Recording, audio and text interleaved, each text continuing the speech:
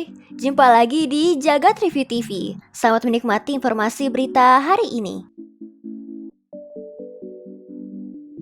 AMD memperkenalkan prosesor APU Mendocino yang merupakan prosesor low power untuk laptop kelas terjangkau. Ada 3 model SKU dari seri ini, yaitu Ryzen 5 7520U, Ryzen 3 7320U, dan Athlon 7220U. Ketiganya menggunakan arsitektur Zen 2 dengan rentang TDP di 8-15 watt. Ryzen 5 7520U punya base clock di 2,8 GHz dan boost clock di 4,3 GHz. Sedangkan Ryzen 3 7320U base clocknya di 2,4 GHz dan boost clock di 4,1 GHz. Keduanya menggunakan konfigurasi 4 core 8 thread dengan cache 6 MB. Sedangkan Athlon 7220U punya base clock 2,4 GHz dan boost clock 3,7 GHz. Konfigurasinya dual core 4 thread dengan cache 5 MB. Ketiga prosesor ini juga menggunakan integrated graphics Radeon 610M. Laptop dengan ketiga prosesor ini bakal hadir di kuartal keempat tahun ini.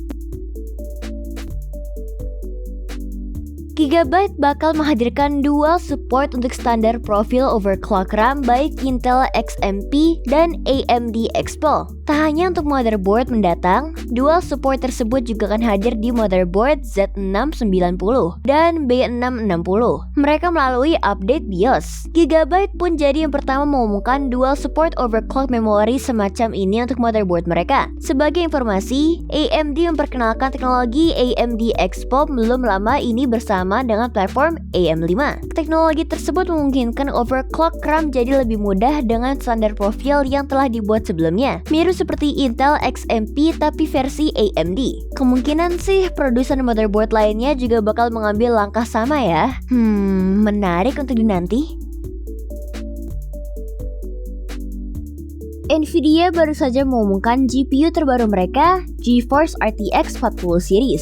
GPU dengan codename Ada Lovelace ini dirancang untuk memberikan performa tertinggi bagi gamer dan creator, di mana seri flagshipnya yakni RTX 4090 diklaim akan memiliki performa hingga 4 kali lebih tinggi dari generasi sebelumnya. Chip dibuat dengan fabrikasi TSMC 4 nanometer dan memiliki jumlah transistor cukup masif di 76 miliar. Salah satu fitur yang diperkenalkan juga adalah shader execution reordering yang sanggup memberikan peningkatan frame rate pada skenario gaming sekitar 25%.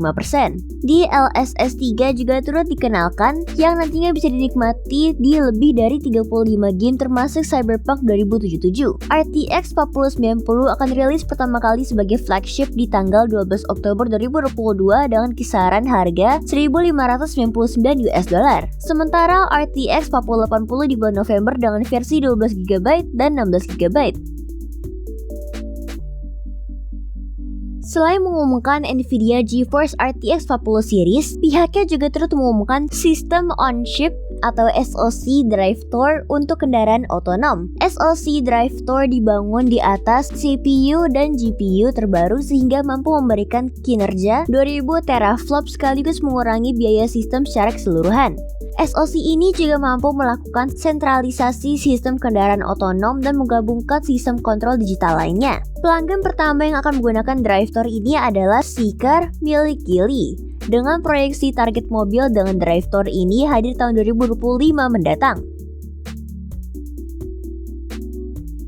Samsung sempat dilaporkan bahwa Galaxy S23 series yang akan diperkenalkan tahun depan tidak lagi hadir dalam varian Exynos. Namun rumor terbaru menyebutkan bahwa terdapat argumen internal bahwa pihak Samsung masih ingin menghadirkan versi Exynos untuk Galaxy S23 series tersebut. Kabarnya SoC Exynos yang akan dipakai untuk perangkat flagship terbaru Samsung tersebut adalah Exynos 2300. Awalnya, pihak Samsung hendak berhenti pakai Exynos karena performa Exynos 2200 di Galaxy S22 yang kurang memuaskan. Mengesampingkan SoC tersebut dibuat dengan proses 4 nanometer seperti Snapdragon 8 Gen 1. Mari kita tunggu saja apakah akhirnya Exynos kembali di perangkat flagship Samsung tersebut.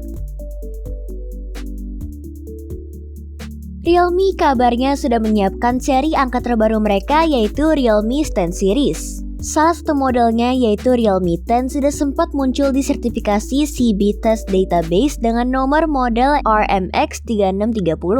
Smartphone tersebut diketahui punya baterai sebesar 4880 mAh. Perangkat dengan nomor model yang sama ternyata juga sudah muncul di situs postal Kominfo. Ini artinya smartphone tersebut juga akan hadir secara resmi di Indonesia. Meski begitu, belum tahu kapan smartphone ini bakal diumumkan secara resmi.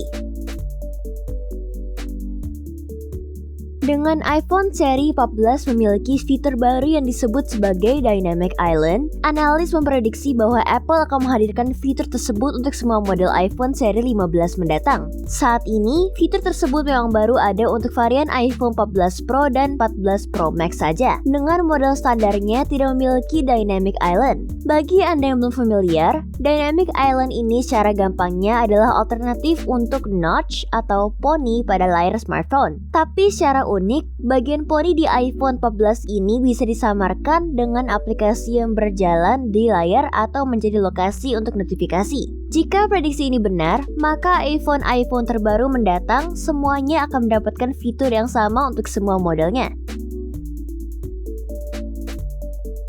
TikTok punya aplikasi baru nih, namanya TikTok Now, yang akan menjadi tempat seru untuk mengabadikan momen-momen keseharian kalian. Nantinya kalian akan mendapat notifikasi sehari sekali untuk mengupload foto atau video berdurasi 10 detik menggunakan kamera depan dan belakang. Halaman profil TikTok Now berbentuk seperti kalender, di mana setiap tanggalnya menampilkan postingan yang diupload pada hari tersebut. Jika tak mengupload sesuatu di hari itu, pengguna akan mendapat notifikasi lagi di lain waktu. Jadi kalian akan dituntut untuk setor setiap hari ya. Kalian juga dapat melihat postingan teman atau orang lain di hari yang sama. Tapi dengan syarat kalian juga sudah mengupload postingan kalian sendiri. Mungkin bagi yang tahu ini mirip aplikasi BeReal ya. Tapi bagaimana? Kalian tertarik mencobanya?